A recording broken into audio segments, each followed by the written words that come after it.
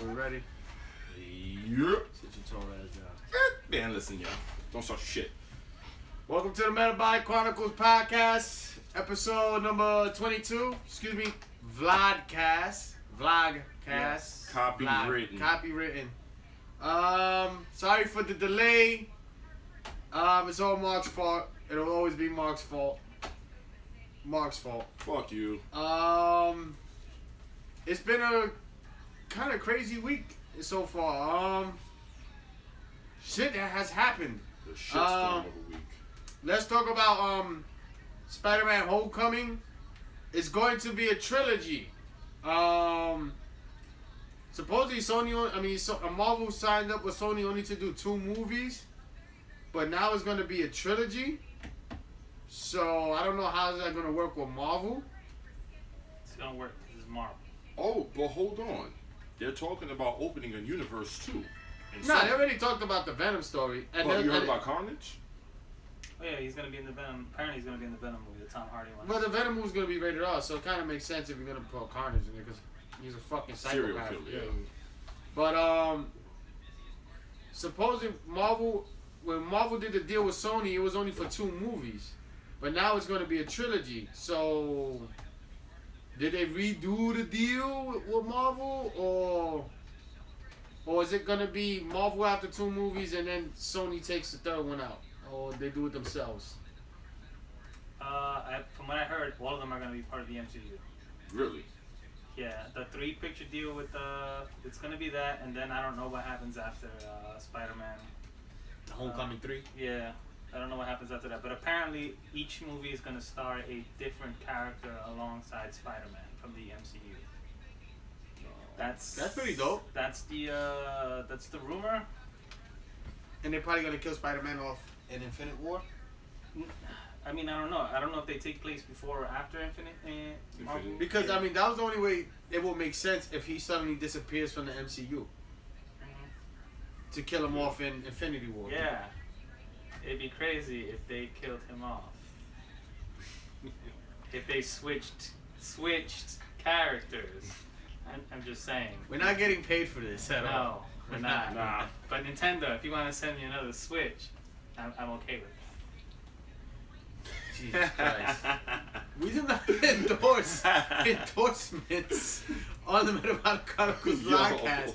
But Diodora and Saucony, if you got any sneakers laying around size 9.5 US, I'll gladly wear them on your show.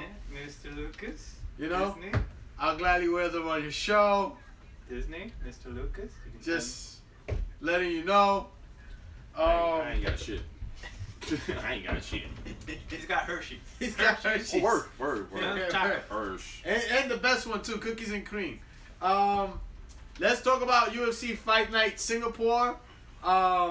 Thanks to Marc, our predictions came out way after the fights happened. Thank Marc. This guy right here. But we're gonna talk about the fights that happened though. Most of the card was whack. I was working, so I didn't see this. I didn't see anything. Yeah. I thought I'd be sleeping, but instead I was up watching this shit, sacrificing sleep. I really don't want to even talk about. Let's just go straight to the fights that mattered, which isn't many. Alex Caceres versus Rolando Dai. That was pure domination by Alex Caceres. Bruce Leroy, as most people know him in MMA. Dai just looked lost the whole fight. Like, you know, Alex Caceres moves weird. He attacks weird. And Alex Caceres just beat dog shit out of him. It got to the point where his eye was so lit up that he kept telling the doctor that it was the ref that it kept bothering him. So they took him in the corner and the doctor stopped the fight. And then he got mad. My thing is, if you tell the ref your eye's bothering you, 9 times out of 10 they're gonna stop the fucking fight. Yeah, if you start saying your eye's bothering you or you can't see out of that eye, they're gonna stop that fight for your sake, especially since you're making the complaint that you can't see. You can't get mad if they call in the fight doctor and the fight doctor doesn't like what he sees in Yeah. your eye Because and calls the fight. the ref is supposed to protect the fighter's health. So if you're saying that your eye hurts or you can't see or you're seeing double out That's one eye, it. they're gonna stop it. They're not trying to make you lose an eyeball because that looks bad on the ref. So You're not trying to get a lawsuit. Yeah. don't get mad when they stop the fight. The fight that I knew was gonna, I said, kind of played out the way it did. Rafael Dos Anjos versus Tarek Saffiedine. I gave the first round to Dos Anjos. It was a real close round. Saffiedine was doing exactly what I was saying. He was keeping him away and long kicking him. But Dos Anjos kept getting in and landing some decent combos. Round two was another real close round. Dos Anjos was just more active. He was also clinching a lot, and it was keeping the Saffiedine from getting busy with the kicks.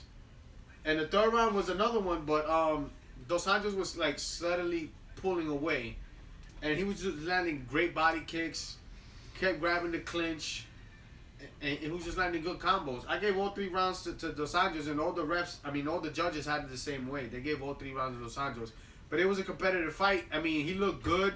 Tarek Saffiedine didn't like bully him around in the clinch. Like, he was actually holding Saffiedine in place. So it was a good warm-up match for him.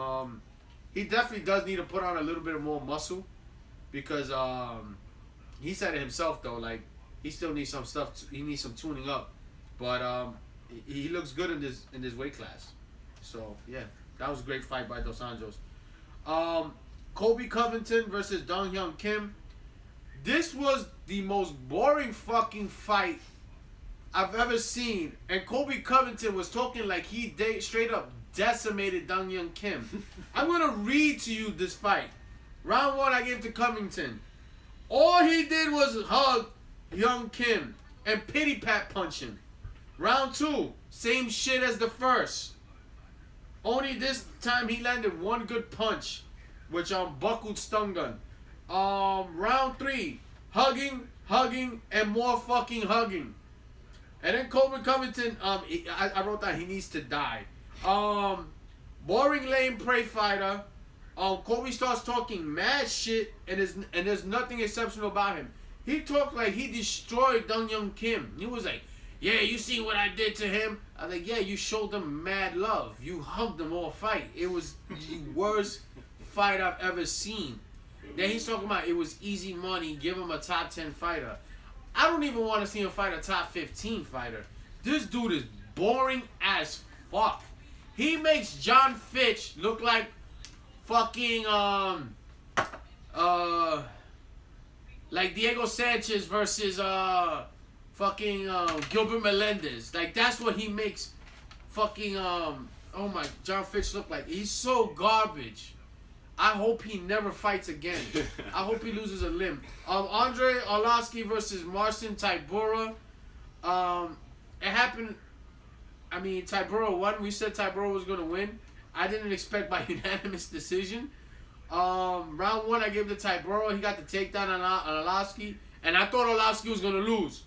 And he beat mad baby shit out of him. I thought they were going to stop the fight, but Arlovsky was just...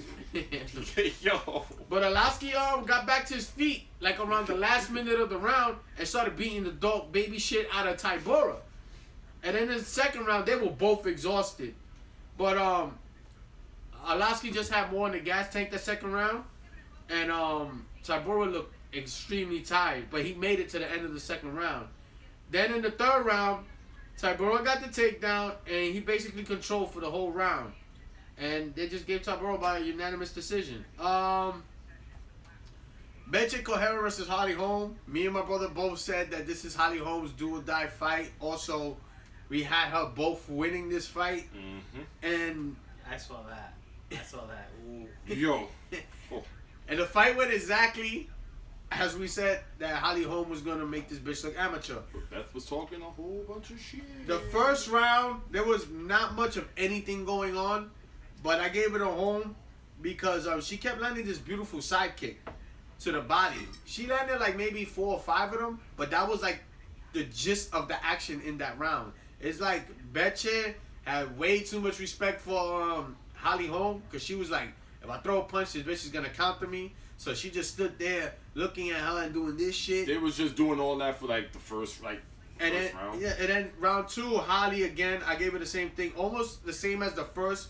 But then ref Mark Goddard, I think he's one of the best refs in the game, stepped in and told both of them they need to get aggressive. And they started going back and forth a little, but Holly was still getting the better of the exchanges. Round 3, Home just head kicked Betch out cold. Betch tried to stun on her.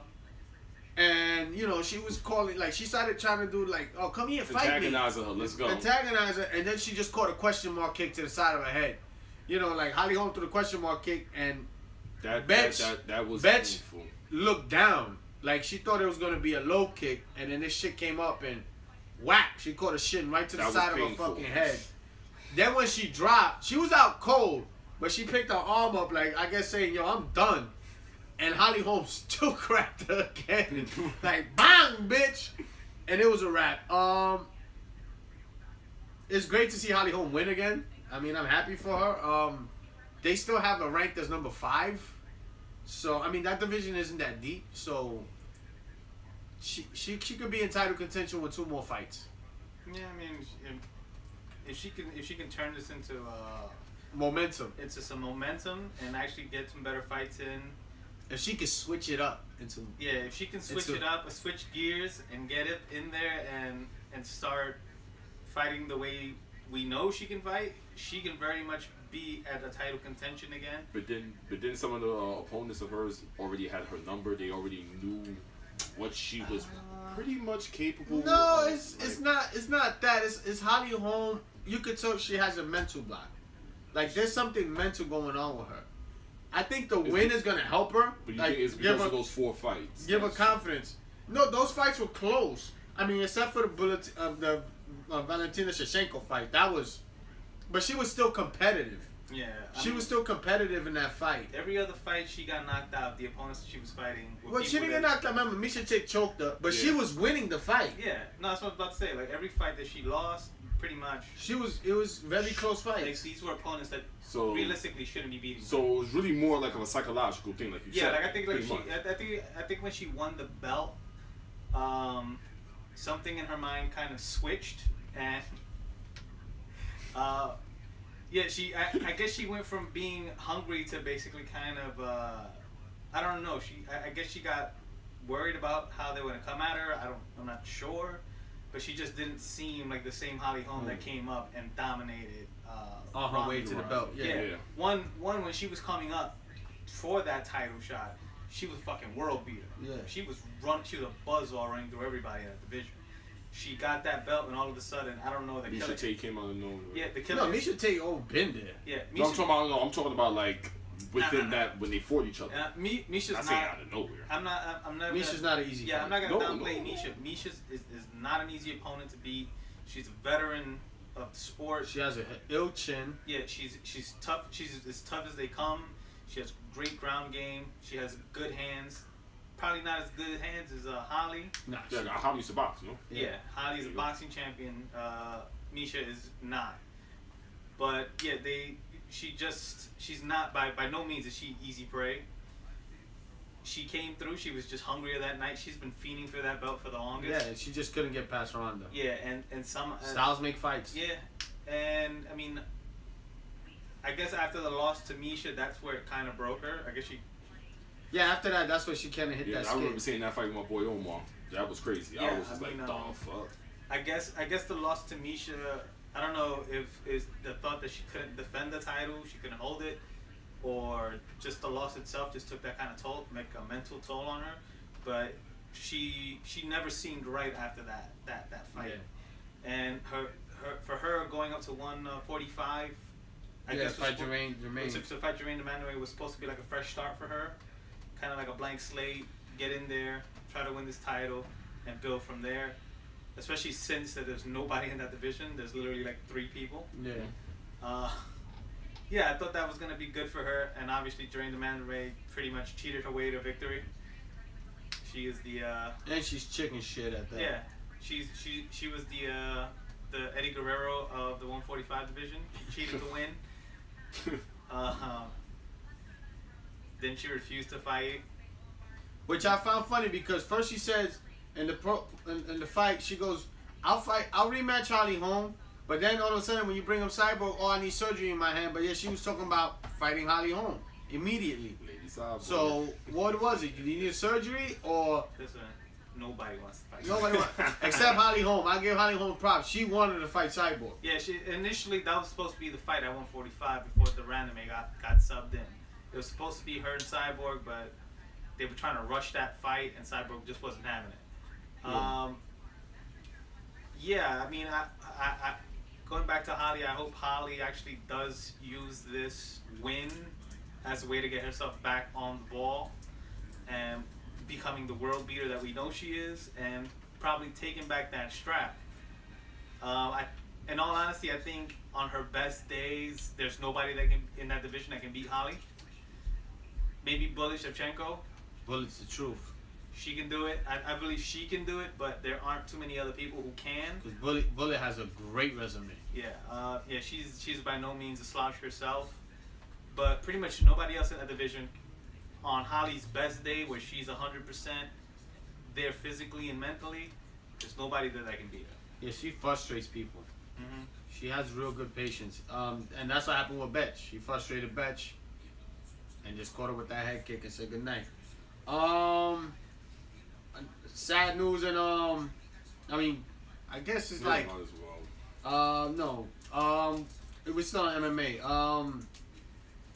Regarding Matt Hughes' condition, supposedly he's in stable condition, but he's still in a coma, and he's on a respirator. So I don't know how stable that is. Well, they said they were trying to wean him off of the respirator. Yeah, but he's still on it though. Also, on the train he got in a section where he got hit by the train. There was no rails, there's no lights, no nothing. It's like in a rural town. It's just a track.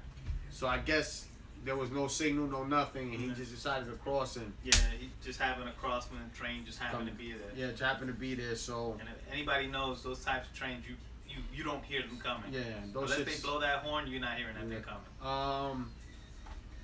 In hip hop news, fucked up news. Prodigy of Mobb Deep died at 42 due to complications from sickle cell. I grew up listening to Mobb Deep. As anybody from New York who's over 25, yeah, we all did. Yeah. Everybody grew up on Mobb Deep.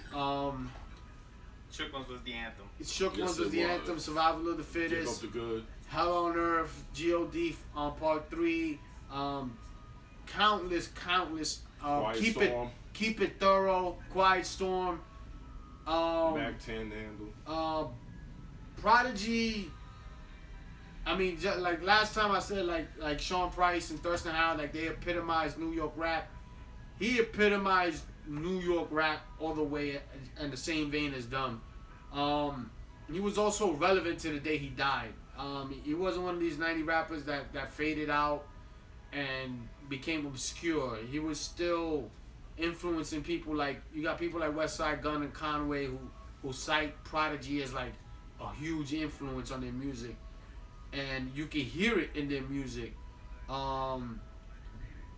I grew up in Prodigy. Like I know so many of his verses by heart.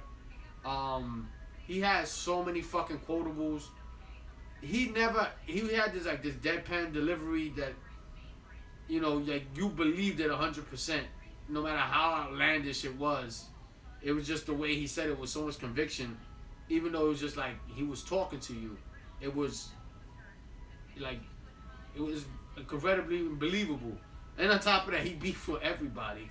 Like Prodigy beefed with everybody. He didn't give a damn. And MCs nowadays, you can't beef without like losing something in the process. Basically, like let's say the young upstarter try to diss Jay-Z and Jay-Z disses him back. 9 times out of 10, that kid's career is a wrap. Prodigy beef with everybody. From Pac, Jay, Nas, Nori, everybody. Button, Saigon, everybody. Like True Life. He probably, I think he had like a fucking photo gallery on his wall and just threw a dart at that shit. He's like, I'm beefing with this nigga today. Like, you know, Prodigy, he also was ill with the slang. Like you never he was like what Ray and Ghost did for Staten Island, he did for Queens as far as like the slang came in. You know, like they say he's the originator of the Dun language, Keiko, Drilly. Like he always had a whole bunch of crazy slang, and you automatically knew what it meant the minute he said it. Like there was no guessing on what the fuck it was. You just knew what it was. It's fucked up. I mean, Havoc probably right now is, you know, really, really fucked up. They've been friends since, I think, before they were even 10 years old or something like that. That's the case, man. So, you know, the hip-hop community, like the real hip-hop community is fucked up right now. You know, the dude, like I said, the first 3 Mobb albums, classics. Infamous, Hell on Earth, Murder Music, dope. If Prodigy's HNIC, Return of the Mac. I got the Albert Einstein EP. Like I was still a huge fan of Prodigy. Yes, I we're aware of Juvenile Hell being the but independent. they considered that a demo. They like even though it was released as an album, they consider it a demo. I have that as well. You know, he put out an album called the Hegelian Dialectic or some shit like that. I was actually going to copy before he passed away. Like I said, it's just a huge impact. Yeah, he was a huge impact in New York rap, especially gangster rap. I don't know not one gangster rapper that left Mobb Deep out of the list. Yeah, like left Mobb Deep. Like I mean, he is one of the GOATs. I mean, he can probably be top 10. I mean, he's got so many fucking quotables. It's retarded. That's what I'm saying. If y'all really deferring this, y'all need to go back and listen. Yeah, like really pay attention. If you really want to try to contest it, I mean, I seriously doubt you can. Like, I mean, I've always had Prodigy on my list, but like now that he's dead and I examine his catalog even more, he's easily a top 10 guy. Oh, all day. I mean, he's easily a top 10 guy of all time. Not no top 10 gangster rapper or top 10 New York rapper. He's top 10 rapper. He's with all Price. time. Yeah, I mean, you just going off of the Infamous. Even if the Infamous album is the only album you know. Infamous to me is the greatest gangster rap album ever. It's. I've always said it. I always fought for it. I mean, it's flawless, front to back. It's flawless. Yeah, it's the essential blueprint to what that New York gangster rap was. Like if you put out an album that was some gangster shit, that's the album that it got compared to. It's the milestone. It was like New York's NWA, for example. If anybody want to look at it that way, for the blueprint. You know, I guess you could say it that way, right. But Mobb Deep was totally different. Like Mobb Deep was dark as shit. Havoc loved them. Oh man. But it was also Prodigy's content. Yeah, it felt more his like, voice as opposed to NW. Like as if you want to give that NWA comparison, which it doesn't really fit. Like NWA was more like them telling you what's going on in the street, as like what's happening, and Prodigy stuff, like Mobb Deep stuff, at least on the Infamous, it felt personal. Yeah, it was personal. Like a lot of the stories felt personal. They weren't like, it didn't feel like, oh, this is what's going on in the community. Like, no, this was happening here, where we at. Yeah. And it all felt really personal, and that kind of carried over throughout all of his music. He had a lot of dark demons. Yeah, like he was battling a sickle cell, so you know, to him life was real short. So yeah, he always, and plus he was always going through pain, so it reflected in the music. Yeah, it reflected a lot in that music, and it always like I said, the verses always felt personal. Like everything he was talking about always felt personal, and that kind of gets him over again. Like even if he wasn't the best lyricist, even though he was really good skill wise, he was great. He was great. But what also got him over was the fact that his music always felt really personal and kind of intimate. Those one of my favorite songs that I've always felt that it sounds real personal. I'm talking about with the production, with the lyrics, the content, the way the album, the way that song was composed. Where Your Heart At? Yeah, that was a great song. Where Your Heart At? Like that really like. Prodigy always. I mean, people didn't sleep on him. I just felt like Mobb Deep never got. I mean, they tried to get that mainstream success, you know, when they did Infamy and I think Blood Money, and those albums didn't really, they weren't cohesive because America's Most Wanted. It wasn't. Yeah, those I mean, three. because they tried to appeal to a broader audience, but the problem was with Mobb is they didn't have to. I mean, with those first 3 albums showed they didn't have to. They could have kept doing that extremely hard, grimy shit, and people were going into it. They were gravitating to it. When Murder Music was released, they bootlegged that shit so much. Like, there was so many versions of Murder Music out. It was insane. I think Shaq had like 3 different versions, and they all had different songs on it. Like, that album was bootlegged retarded. Like, in New York alone, it was bootlegged retarded. Yeah, everybody and that shows you the impact Mobb Deep had. This was before the internet. This was before downloading, streaming, and all that shit. So when you sold platinum, you really sold platinum. When you sold gold, you really sold gold. Nowadays, they counting streams as album sales. That shit don't count in my mind. That's not a physical copy. If a nigga buy a CD or he buys a tape, that's a physical copy to me. Exactly. So when niggas is bragging about that they sold 1 million records, I don't believe it. I think they probably sold 300,000. I don't believe it when people say, "Oh yeah, I got the downloadable." No, I want to hear you say, "I got the CD, I got the cassette, I got the vinyl." At the very least, you gotta count when people say that they bought the album digitally. Yeah, I can count that, but streams, like, Yeah, oh, I streams heard. don't count. Yeah, to me, streams don't count, and they count that shit nowadays. That shit is pissed down pants. It's fake sales, but You getting like 2 cents on the fucking on the song. yeah, Fuck out of here. like I said, Prodigy. I mean, he always got the respect. People always respected him. I mean, people always respected him mainstream wise because you always heard his name. Like, they were always on the cusp, and it like I said, it's fucked up. You know, this one really hits home because, like I said, this a big part of my teenage years, big part of my early 20s.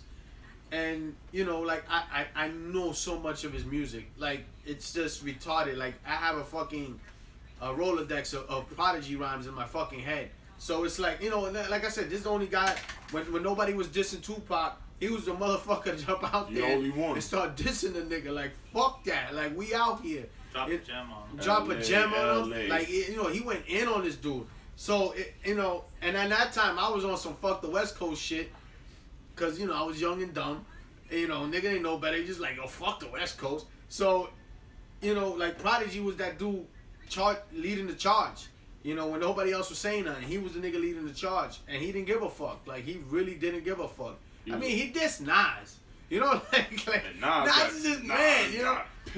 You know, and you know, he had a fight with Keith Murray. You know, he had beef with Saigon. He had beef with Joe Budden. True Life. Like, you know, Prodigy just didn't give a fuck. And that's what made his music even more authentic. Because he's like, you know, this little nigga. He's like, I'm slowly but surely dying anyway off this fucked up disease. I mean, I got to lose. From what I read in the statistics that 50% of people with sickle cell, their life expectancy is to 48 years old.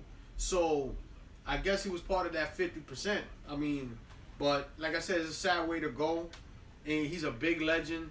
Like I said, in New York, like, it's a big hole in the hip hop scene in New York because a lot of the you could say, like, the niggas that are coming up under the golden era that are kind of like bringing back that old New York sound, they all looked up to this dude, and he always welcomed them with open arms, and he always helped them out, or you know, he will always show up in people's songs and all that shit. So it kind of sucks that he's gone. You know, it leaves a big void in New York hip hop, especially for Queens too, because he had definitely a big sound for Queens. Like, when you heard Prodigy, like, when you hear, like I said, when you hear New York, you hear Mobb Deep. But when you think of Queens, you also think of Mobb Deep. Like, they show you that the difference in New York alone. Like, you know, when you hear Wu-Tang, you hear their slang. Then when you hear Mobb Deep, you hear their slang. You know, like, everything is like it's like, yeah, it's like differences. Like, an outsider won't pick it up, but if you listen to the music, you can pick it up. So, you know, and on top of that, without Mobb Deep, you wouldn't even have CNN, Tragedy, Gaddafi. Like, and they helped mold these guys into what they became. So it's a big blow. You know, it's a big blow for the hip hop scene right now. So yeah, I mean, Yeah, they're responsible for that explosion of Queens hip hop that happened. Because before that, before Mobb Deep, nobody was checking for anybody from Queens. Yeah, besides Nas. Yeah, outside of Nas. And Cool G Rap. Yeah, but G-Rap was already established. Yeah, he was since established. the 80s. And then the thing is, like they said, after KRS-One dropped The Bridge Is Over, nobody was checking for Queens. Nah. Queens was pretty much persona non grata.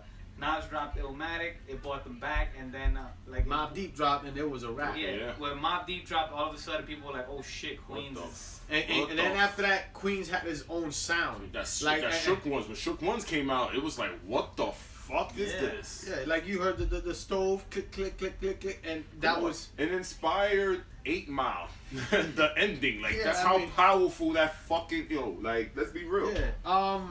Staying on hip hop news. Jay-Z's dropping a new album, completely produced by No ID. I think it's gonna be dope. No ID's an ill ass producer. For real, you guys? No ID's nice. No, I'm talking about. No, I'm No saying ID's nice. No, I'm not knocking on the fact of No ID. I'm just surprised that you're saying because you have like this little thing. I got Jay-Z. a love-hate relationship with Jay-Z. Some days he's trash. Some days to me he's great. It depends on what he's trying to do.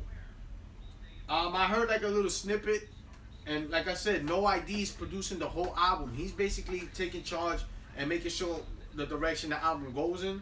So I have the utmost faith in it that it's gonna be dope.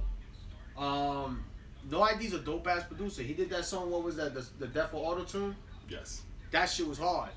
And he did a couple other tracks with Jay that's always been tough. Like No ID's a dope ass. Kanye. Yeah, No ID's a dope producer. So I'm hoping that this is gonna almost feel like a throwback album.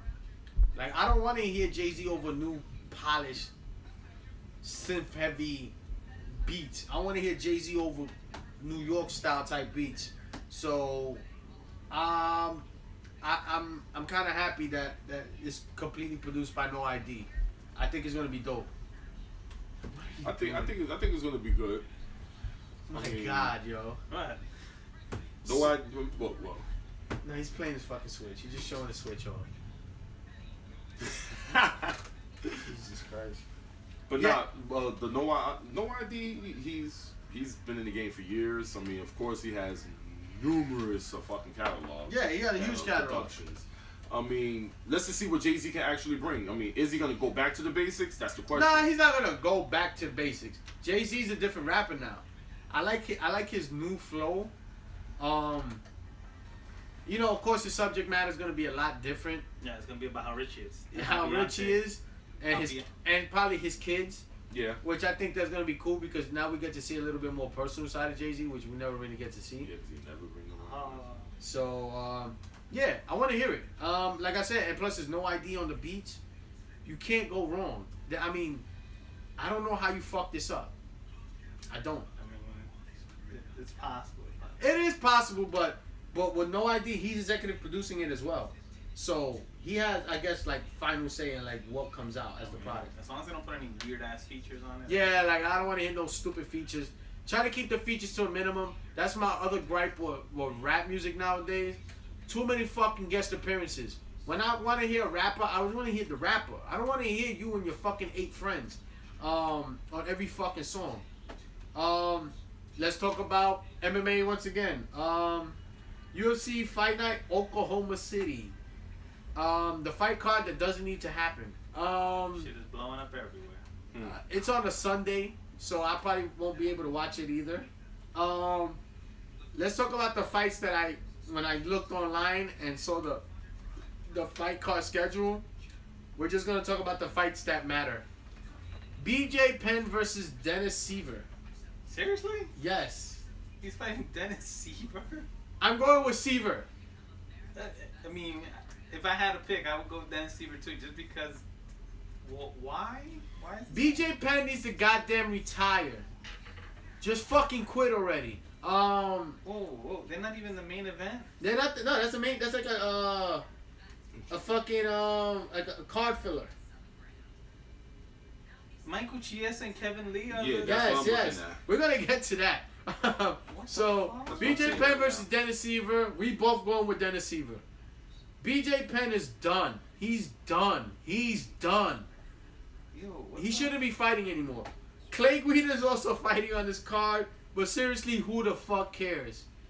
Really, who cares about Clay Guida anymore? Wait, what the fuck? Tim Means versus Alex Garcia, the Dominican Nightmare. That's actually a good fight. I don't know who's gonna win this fight, but it's gonna be it's gonna be a fucking brawl. I know that for a fact. Alex Garcia brings it. Tim Means brings it. I don't know who to pick though, but it's gonna be a dope fight. Tim Boach versus Johnny Hendricks. I'm going with Tim Boach. Johnny Hendricks just isn't any good, and I don't even think he's good enough to beat Tim Boach. Yeah, I mean after he lost the belt, I don't know what the fuck happened. USADA. No more steroids. Word. I never pieced that together. After USADA is pretty much where he fell apart. Shit. Yeah. We looking at the card. Couldn't make the weight anymore. We looking at the card right now. Yeah, you said like a crackhead. I'm looking at the card. I will go with Hendricks. You going with Hendricks? Seriously? Yeah. Okay. All right. Tim Boach is going to kill Johnny Hendricks. The Barbarian will bury Johnny Hendricks.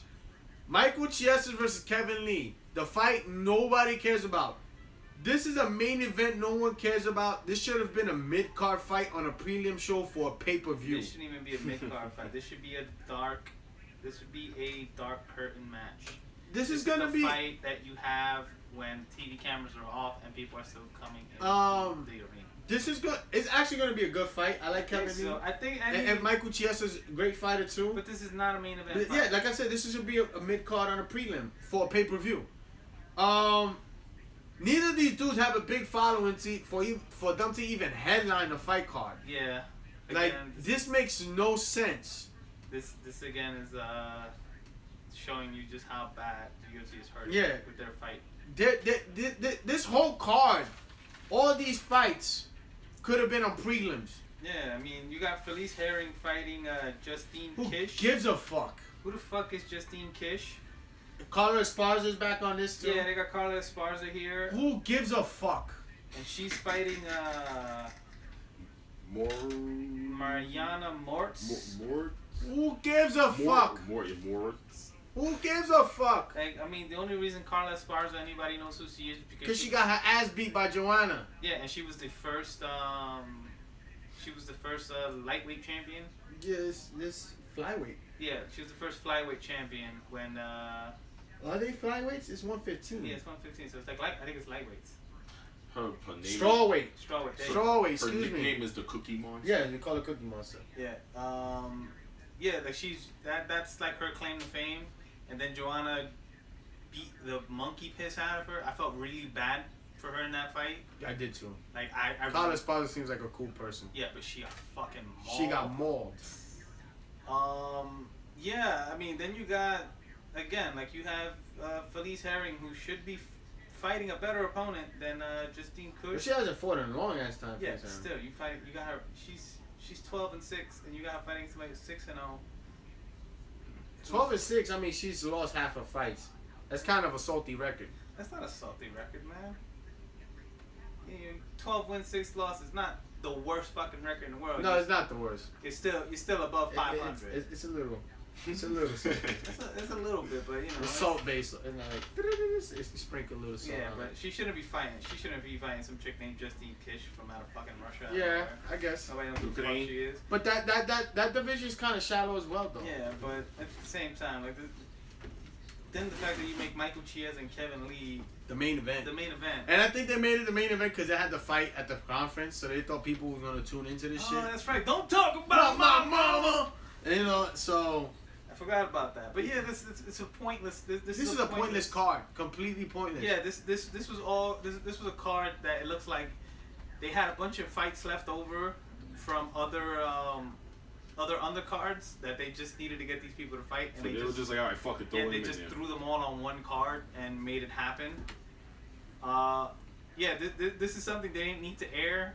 They could have just showed the 700 Club. Everybody would be fine. Yeah. Watching that instead. There's another one in July. This shit is a straight up trash card. Yeah, it's this is a dumpster fire of a card. It's garbage. Yeah. I'll probably record it and watch it, but I'm probably gonna be skipping a lot of fights. I guess. Switching Switching topics. topics. Yeah, I want to talk about my favorite Prodigy tracks. Mobb Deep, Give Up the Goods. That's probably. Oh man, Prodigy just destroyed that. Hey, your big noise.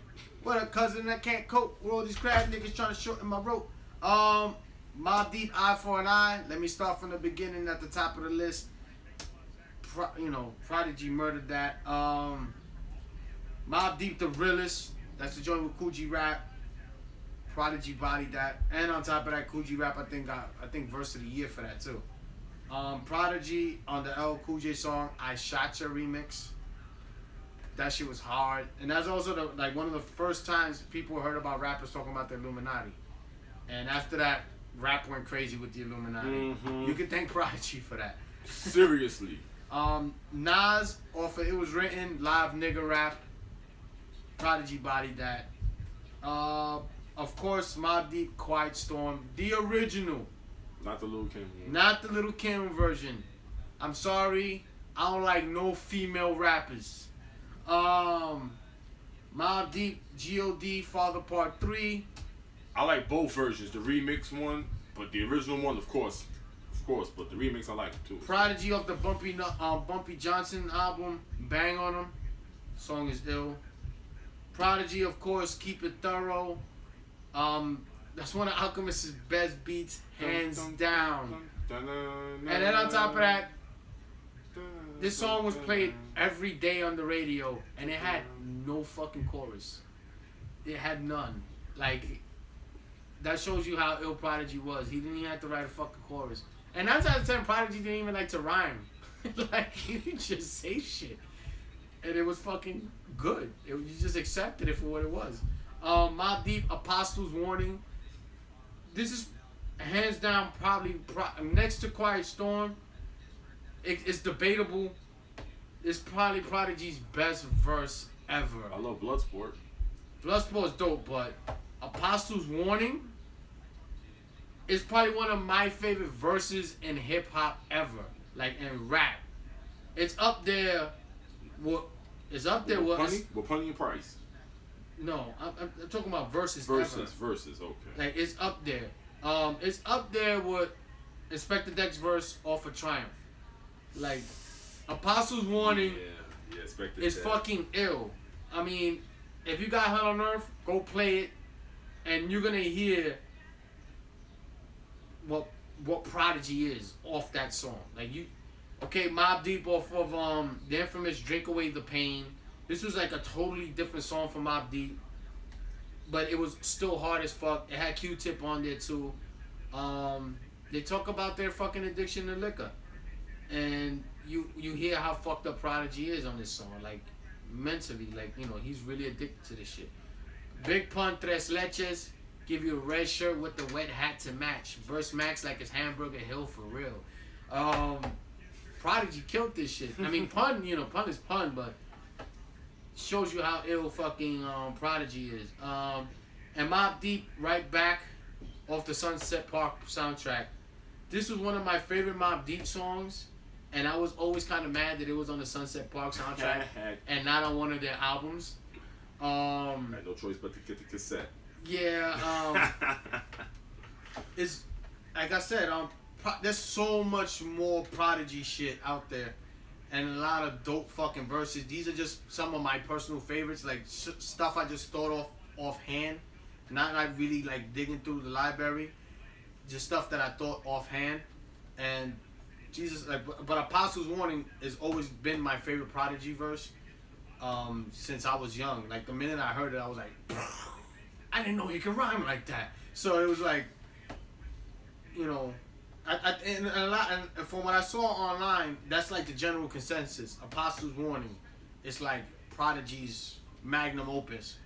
If he ever wrote one, it'll be that.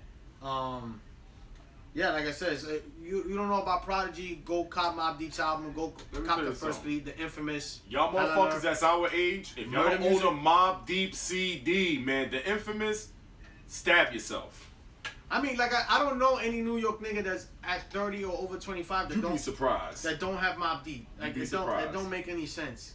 Like if you from New York and you listen to hardcore rap, you gotta have a Mobb Deep album. Plain and that, like even if it's just one, you have one. You even have the corny. You can have infamy. Yeah, I mean some people America's Most Wanted. some Blood people- money. some people got into Mobb Deep because of 50 Cent. So and because 50 Cent was a huge Mobb Deep fan.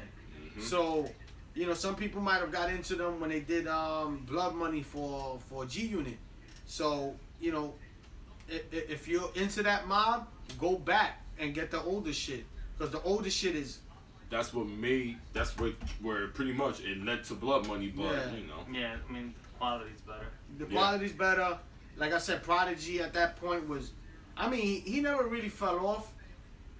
I mean, of course he was sick, so his delivery kind of changed, but he was always the same dude. Like people counted him out after he came out of jail, and then he dropped that Bumpy Johnson mixtape, or I call it an album because it's all original tracks, were Alchemist, and it was fucking dope. Like from front to back, it was dope.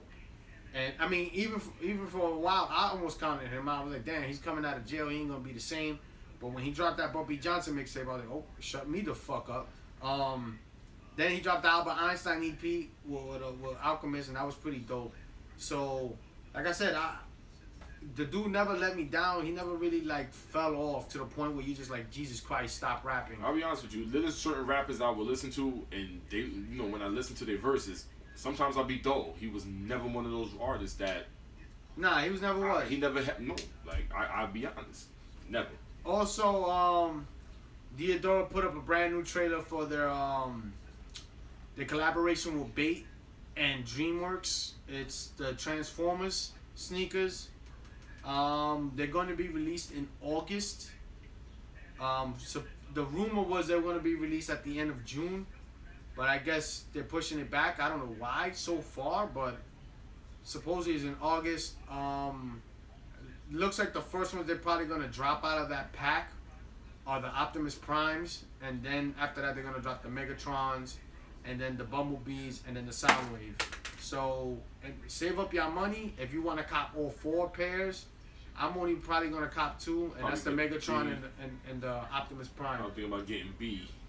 The Bumblebees look dope. The Bumblebees look dope. It's an S8000. I'm not a big fan of that silhouette, but that colorway and the materials they have on it, it looks pretty dope. So maybe I might cop them. I might cop those S8000 Bumblebees just to say I got at least most of the collection, because I really don't want the Soundwaves. I don't like that model. It's called Aeon something, but I forgot the name of the model. I know it's Aeon some shit, and I wasn't really a fan of it. So I'm probably going with the N9000s, the Megatron and the Optimus Primes. But yeah, they're dropping in August now. It was the end of June, and now they changed it to the end of August. I don't know. Maybe there's something Diodora is gonna drop around the pipeline, or maybe there's another boutique dropping some big stuff down the pipeline soon. So Bait probably doesn't want the competition, so they're probably dropping it in August. But I was hoping they would drop before the summer's over, because I would like to rock those for the summer. So, oh well, fuck it. Can't get what you want. What else is there to talk about? Nothing really. Nothing really, right? All right, so hopefully Mark gets on his job for this podcast, and we get it before the weekend. So these predictions for these fights will actually matter. You know? Man, stop playing. You know? Don't worry about it, So, man. Public, man. 700 megabytes per second. That's all I gotta say. That's all I gotta say. All right. So yeah, that's the end of the vlogcast. Oh no, but switch. Oh yeah. I don't know what to say about this shit. I don't play this stuff. Now I love this fucking system. I'm sorry. It's this man right here. This man right here is the reason why I'm in. Now It looks like a big Neo Geo pilot. now I'm stuck. I gotta get this shit. Thank you, Rick. Thank you. It looks like a big Neo Geo Pocket to me. That shit is fuck. Yo, that Mario Kart. Yes. I'm gonna have to admit something. While you was in the other room with your shorty, you know what I'm saying? I was in the fucking room with you talking. I admit it. I said yes. N64 AP Mario Kart. Yes. But no GoldenEye, no WWF game, man. But 64 Mario Kart, you got that, man. I'm just saying. I was a god in Mario Kart 64. I'm just gonna say. My Bowser was exquisite. Fuck your Bowser. Toad was my name. I said I was gonna have to get a Switch. People went out there, you can't find any Switches. Guess who gets a Switch? Me. Because I'm special. I know things. I know people. He used to work at Best Buy. Shut up. He's making it seem like he's some video game don. Like he could call up Nintendo and just get products. Are you there? You think I bought this from work? I got this from Shigeru Miyamoto. Yeah, sure you did. This is personal Switch. Yeah. False advertising. Look, son. It's the fucking neon one. It's the fucking hardest one to get.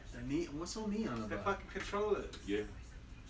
Whatever, Neon yo. edition. It's fucking pimp. That's what it is. It's a big ass Neo Geo Pocket. How the fuck I'm gonna use that one little fucking controller? You got fucking giant monkey arms. Arms, hands. It don't mean shit. How the fuck am I gonna play that shit? You and Shaq are the only two people on Earth that can use the original Xbox controller. Because they got big ass You mitts. get comfortable with that shit too, man. Well, yeah, that's the end of the podcast. Yes, rest in peace. Prodigy. Rest in peace, Prodigy. Condolences to Havoc, all his friends, You know, close family members, his daughter, his wife. Like I said, hopefully Mark gets his shit uploaded in time. Don't worry. You know, because he blamed me. Intel. He had that shit had nothing to do with chances, us. but it only took 1 attempt, and everything went well. So what does that say, It man? has to do with the file. It has nothing to do with the computer. But I used the same goddamn file. I mean, I used the same damn file. Use the same damn file. So when who uploaded the last few videos? Oh, you did the last one. Yeah, the last one from my computer. Right, I did the first one. Yeah, from my computer. That's what I'm saying. The ones before, like the ones before. Yeah, from my this computer. One. From here, right? Yeah. I don't know, man. Maybe Sounds like the file to me. No, man, I don't know, man. So you gotta get a fucking apple or something, just to get apple. Sounds like a coding issue. I don't know. Yeah, it sounds like a coding issue. Maybe, yeah. Maybe somebody needs to switch up their way of thinking. Yo. That's it. We're done. All right. We're out of here. Bye. Peace.